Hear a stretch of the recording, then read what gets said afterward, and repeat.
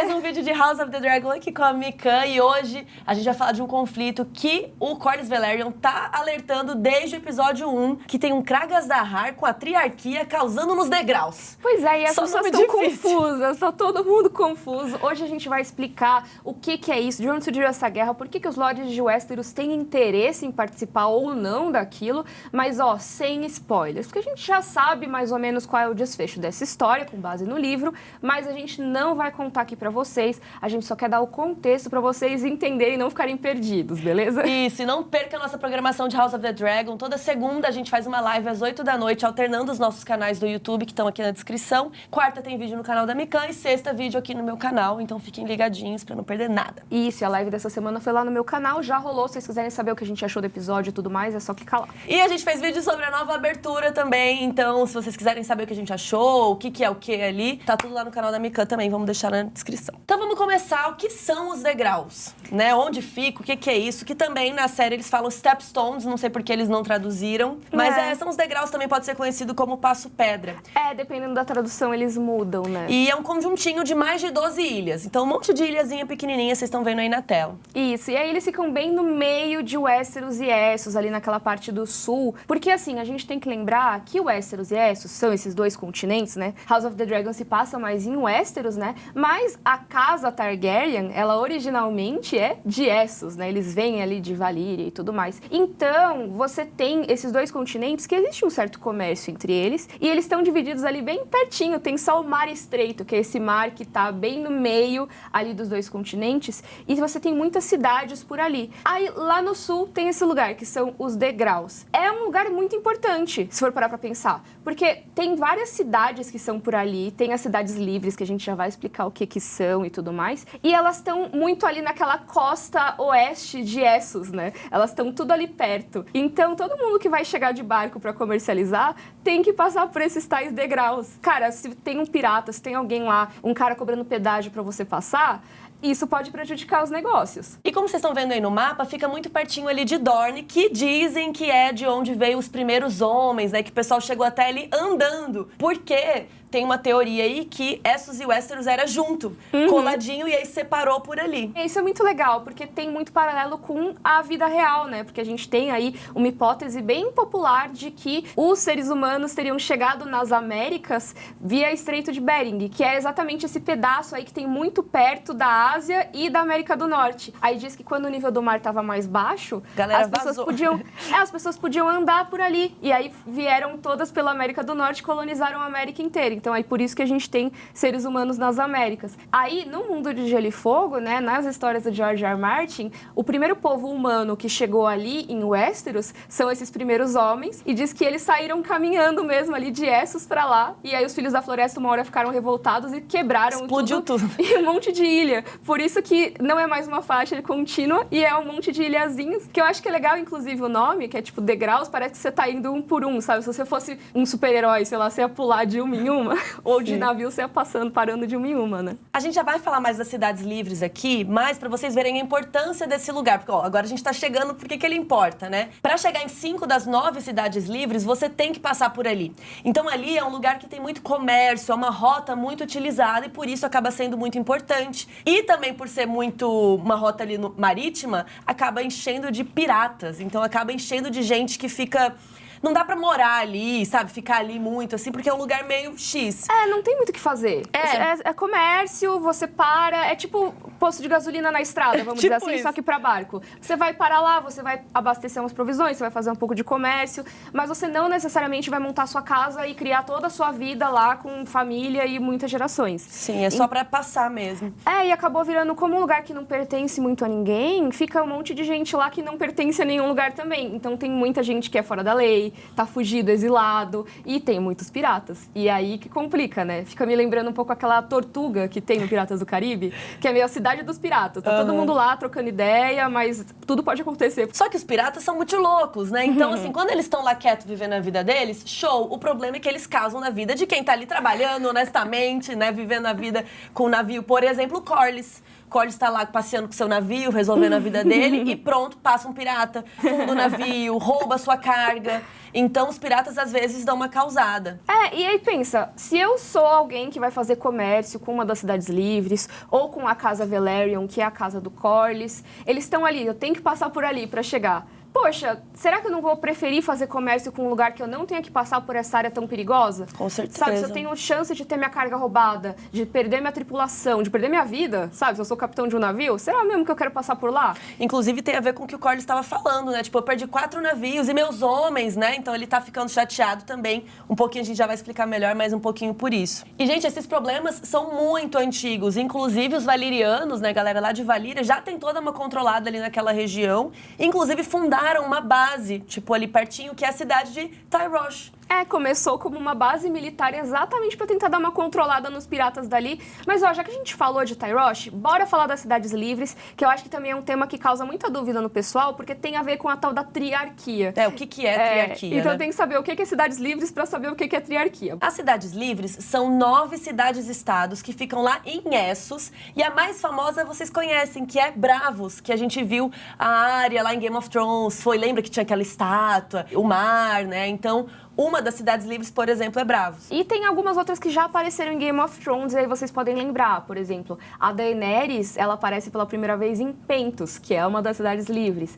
Outra também que aparece bem rapidinho é Volantis. O Tyrion e o Varys passam por lá. Mas elas são 9. E o que elas têm em comum ali? Relação com o Império Valiriano. Todas elas falam alguma versão do Alto Valiriano, né? Que acabou se desenvolvendo, então cada uma tem o seu dialeto, mas eles conseguem se entender entre si, o que é bem legal. Porque 8 dessas 9 cidades eram, tipo, descendentes de Valíria. Isso. Então, todo mundo vinha falando valiriano, só que aí, né, o dialeto vai pegando, tipo, sotaque, né, vai pegando palavras novas em cada região. A única delas que não era colônia de Valíria é Braavos, porque Braavos foi fundada por ex-escravos fugidos de Valíria. Mas então também tem relação. Isso, as outras 8 foram fundadas por valirianos, ou a cidade já existia, os valirianos só ocuparam e tudo mais, mas era tudo administrado ali por Valíria. Na verdade, não exatamente administrado, me corrigindo, porque elas se chamam cidades livres exatamente porque elas tinham a liberdade de se auto-administrar. Elas eram cidades que tinham uma certa autonomia e tudo mais, elas faziam parte ali do domínio valiriano, que Valíria nem se considerava um império propriamente dito. Tinha um monte de cidade ali, um monte de território, mas eles se administravam, elas só tinham que ajudar se precisasse de alguma coisa, tipo, Valíria tá em guerra, elas tinham que ir e tudo mais. Mas é por isso que elas eram chamadas de cidades livres. As pessoas às vezes confundem, acham que são cidades livres, porque que nem Braavos, a escravidão é proibida. Mas não, inclusive, infelizmente não. Várias delas são cidades escravagistas. A gente não vai falar de todas as 9 cidades livres, porque nem caberia nesse vídeo. Fica gigante. Mas a gente vai falar das 3 que importam pra esse rolê aqui nos degraus, que depois viraram a triarquia. A gente vai explicar Lys, Myr e Tyrosh, porque elas são a triarquia e tudo mais. Lys é uma cidade muito conhecida pelo comércio e pela pirataria. Ela é uma cidade que, pela localização, que é mais ali no sul de Essos, acaba sendo útil para isso. E a gente conheceu um pirata Lysene lá em Game of Thrones, que era o Salladhor Saan, amigo do Stannis. Sim, aliado do Stannis. E aí, tanto na série como nos livros, ele é de Lys, porque é uma ilha, eles estão ali pertinho dos degraus e tal, e tecnicamente, eles não poderiam ficar com o covil de piratas deles ali em Lys, que eu saiba. Então, muitos piratas de Lys acabam ficando lá nos degraus como a base deles. E outra coisa legal dessa localização de Lys, bem no meio das rotas de comércio, é que ela é uma cidade muito focada em comércio. Ela, inclusive, foi fundada ali na época de Valíria por mercadores, por nobres muito ricos, exatamente porque é mais vantajoso. Você tem uma base ali mais fácil, né, pra você trocar de navio e tudo mais. E ali também dá pra fazer muito turismo. Inclusive, uma das coisas que Lys é muito conhecida, vocês devem lembrar, são os bordéis. O turismo sexual, né? Tem um pouco, Eu né? ia falar, é porque o tempo é mais quente, dá pra relaxar na praia. Não, é porque tem os bordéis. Inclusive, no nosso esquenta de House of the Dragon, a gente falou de uma filha do rei Jaehaerys, que era a Saera, que ela foi pra Lys pra trabalhar numa casa de prazeres. E outra pessoa agora de House of the Dragon, que é de Lys, é a Missária, a amante, namoradinha ali do Daemon, que também era prostituta. E tem uma coisa interessante em relação à Missária, que nos livros ela é chamada, a gente até brinca, né, que é Miséria, o velho verme branco. As rivais dela ficam chamando ela de verme branco. Mas por que isso? Na série não faz tanto sentido, mas nos livros é porque ela tem a pele extremamente pálida e também os cabelos muito claros. E aí, se você tá pensando que isso lembra um pouco os traços do próprio Daemon, por exemplo, né? Esse cabelo super claro e tal, é porque lá em Lys, eles têm muito sangue valeriano. É das cidades livres a que mais tem o sangue valeriano ainda forte, sabe? Então, tanto quando querem pegar alguém, tipo, noivas pros Targaryen e tudo mais, eles acabam procurando em Lys, que eles são meio obcecados com essa questão de pureza e tem que casar entre o sangue valeriano, não sei o quê. Aí eles acabam indo muito pra lá. E Lys também é muito conhecida pelos seus alquimistas, então lá tem muito perfume e muito veneno. Olha e aí. alguns a gente já viu em Game of Thrones, por exemplo, o Estrangulador, que apareceu no Casamento Roxo, que a gente não vai dar spoiler aqui, mas é um veneno que a pessoa fica meio sem ar, assim. Exato. E também tem um outro que até leva o nome da cidade, que esse veneno é as Lágrimas de Lys. Esse é bem famoso. Pois é, leva o nome da cidade, quer dizer que o negócio é bom, né? Eu acho, não sei. É tipo... e não dá pra reconhecer, né? Quando a pessoa morre, não dá pra saber que foi com as lágrimas de Lys, porque ela meio que só morre. É um veneno que ele é bem imperceptível em geral, ele não tem cor, não tem muito cheiro. Não então tem gosto. Tinha que ser muito especialista pra você saber que botou no vinho tal veneno, sabe? A gente até fala no Esquenta House of the Dragon, tem um cara que mata uma galera com as lágrimas de Lys e só reconhecem porque é um cara que morava nas cidades livres e tá mais acostumado com esse tipo de uso de veneno, né? Inclusive foi o que usaram no coitado do Jon Arryn, que é o primeiro personagem que aparece em Game of Thrones lá morto com as pedrinhas no olho. Ele morreu com lágrimas de Lys. Pois é. E aí vamos pra outra cidade aí da triarquia. Vamos falar de Tyrosh, que como a gente falou, os valerianos fundaram Tyrosh exatamente para manter a região ali dos degraus sob controle, então ela é bem ali do lado dos degraus do mapa. Surgiu com uma base militar, só que aí eles descobriram que naquela região tem tipo umas lesmas que eles conseguem usar para fazer como se fosse um corante, sabe? Um negócio tintura. de tingimento. É uma tintura, isso mesmo. E aí eles começaram a tingir tudo. Eles fazem tinta de tecido, tinta de cabelo, não sei o que lá. Tyrosh é muito famosa por isso. Inclusive, se você lembrar, o Daario Naharis, lá de Game of Thrones, ele é de Tyrosh. Na série, eles não fizeram isso, graças a Deus, porque ia ficar bizarro. Mas nos livros, o Daario, ele tem a barba pintada de azul e o bigode dourado. Muito nossa, estileira. Realmente, assim, uma escolha estética muito Muito legal. específica, mas a galera de Tyrosh, sempre que você vê alguém de cabelo azul, assim, nos livros, pode ser de Tyrosh. Ou pelo menos diz que é de Tyrosh pra... Se disfarçar, né? Pra se disfarçar e tal. Eles fazem muito isso. Então, todo mundo que tá cabelo cor fantasia costuma ser de Tyrosh. A Mabê é de Tyrosh. É verdade. Mas, enfim, falando do Daario, também é legal porque ele era mercenário. E ali em Tyrosh e região tem muitos mercenários, muitas companhias, porque a galera vive brigando entre si.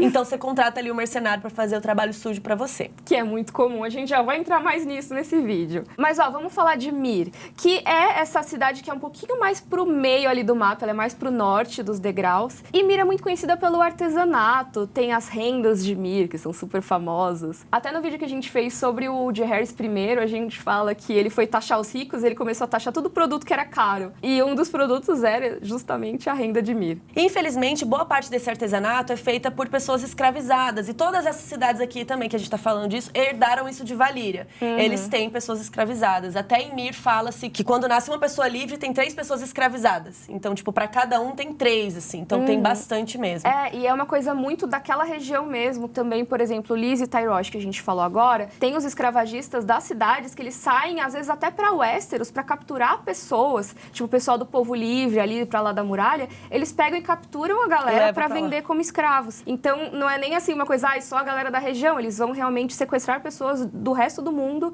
pra escravizar lá. Então, eu acho que é importante apontar isso, né? Uma herança aí não muito legal de Valíria. Então tá, essas são as 3 cidades livres que importam pra esse vídeo e elas eram colônias valirianas, a gente falou, só que vocês sabem, quem nos acompanha sabe que Valíria explodiu, foi pro saco. Literalmente explodiu. Então, bem no meio dessas 3 cidades aí, tem um lugar chamado Terras Disputadas. Por que que tem esse nome, né? Porque eles 3 ficavam disputando essa terra. Eles ficavam brigando pra ver quem que ia pegar esse pedacinho aí. E aí, enquanto tinha Valíria, meio que tudo bem.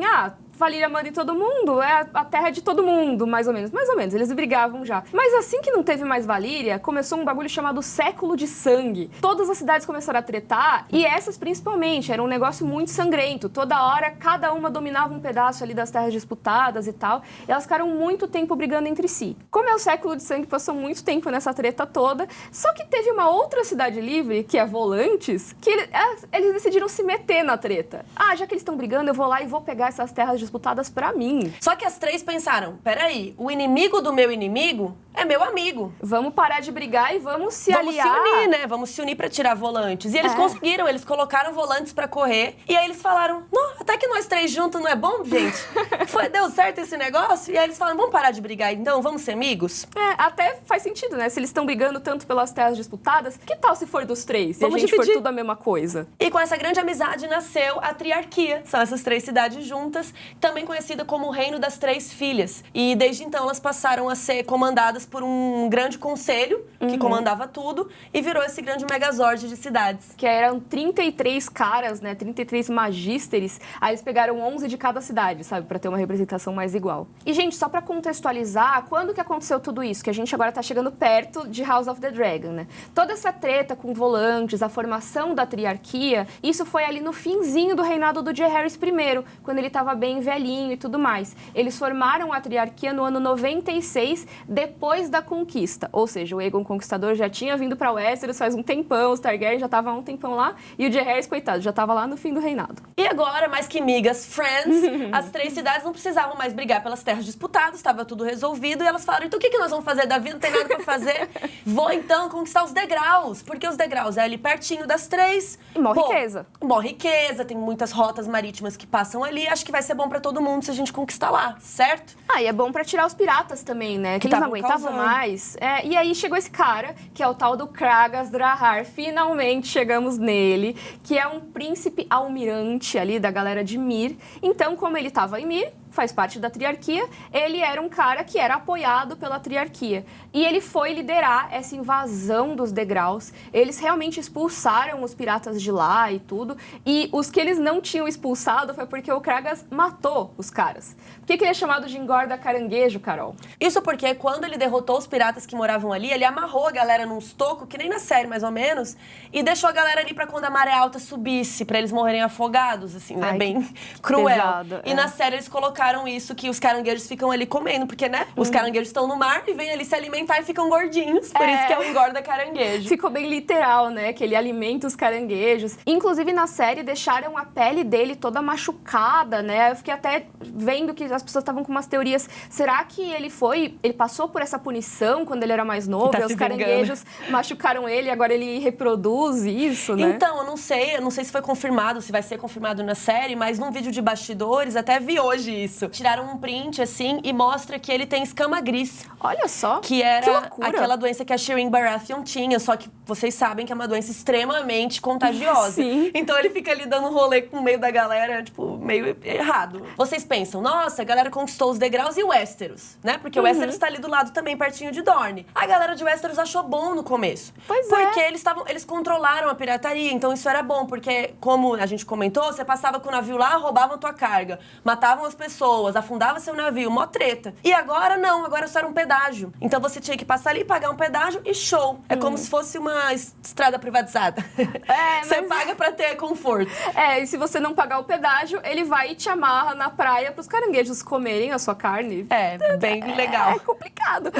Que foi meio que o que aconteceu em Westeros, porque no fim das contas, tava tudo muito bom pros lords. Eles falaram, pirata, não ligo, né? Só que o que aconteceu foi que a Triarquia começou a dar uma subiu a cabeça. Subiu a cabeça, aumentou o ego ali. E eles começaram a subir muito esse pedágio, essa taxa que eles cobravam pra deixar os navios passarem. E também abusar do poder de umas formas bizarras. Tipo, diz que se tivesse algum almirante de Lys, que tenha os bordéis e as casas de prazeres e tudo mais, se tivesse um almirante de Lys que barrasse o seu navio pra exigir o pedágio, e você pagasse normal o pedágio, não é que você tava fora da lei nem nada, ele ia inspecionar o seu navio pra ver se tinha mulheres bonitas ali, pra ele já pegar como taxa também pra levar pros bordéis pra elas serem escravizadas e prostituídas. Então, cara, assim, por quê? Não, né? Sabe? Não faz sentido. Tá pior que os piratas isso aí, gente. A situação tava ficando tão fora de controle que tinham navios que até davam um jeito de não passar ali tão perto para não ter que né? para não ter que pagar pedágio ou enfim perder alguma coisa. Então o negócio estava bem feio. E uma das pessoas que teve prejuízo com isso é o nosso grande amigo Corlys Velaryon. Então agora a gente tá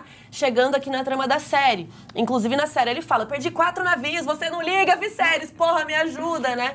Por quê? Porque provavelmente o navio dele tava ali tentando fazer alguma coisa e pegaram os tripulantes do navio e deve ter acontecido tudo isso aí. Isso é uma coisa que eu acho legal da gente diferenciar o livro da série, porque é isso, no livro eles falam pouquíssimo do Kragas, não dão muitos detalhes, mas ele era um oficial, né? Ele era ali da cidade de Myr, ele era um representante da triarquia e ele controlava aquela região. Mas na série eles falam dele como se fosse um pirata mesmo. Então pode ser que na série ele seja um pirata, no cânone da série ele é um pirata, isso não tem problema, é só uma coisa meio diferente. Então, ou os navios do Corlys eram navios que estavam passando numa boa e ele só atacou, que nem um pirata, ou então tem toda essa história deles estarem tentando fugir desses pedágios extremamente abusivos, e aí eles foram capturados, e com isso a galera toda morreu. Pode ser também. E é isso, desde o episódio 1, o Corlys já lá tá comentando no conselho, ninguém tá nem aí ligando pra triarquia e pros navios dele, porque ele que tá se ferrando, ele que tá tendo prejuízo. E faz 6 meses que ele tá falando, pô. 6 meses, o episódio já passou 6 meses, gente. E ele lá reclamando, todo dia isso, ninguém faz nada. E a casa dele é toda quase baseada nesse comércio, pô, então ele realmente não pode se prejudicar assim nesse caso. Sim, e pô, ele é o líder ali da parte marítima do conselho, então ele tem que opinar mesmo, tem que falar. Então, Corlys estava já puto por isso. E aí Viserys de novo deu uma vacilada com ele, porque ele não quis casar com a filha de 12 anos dele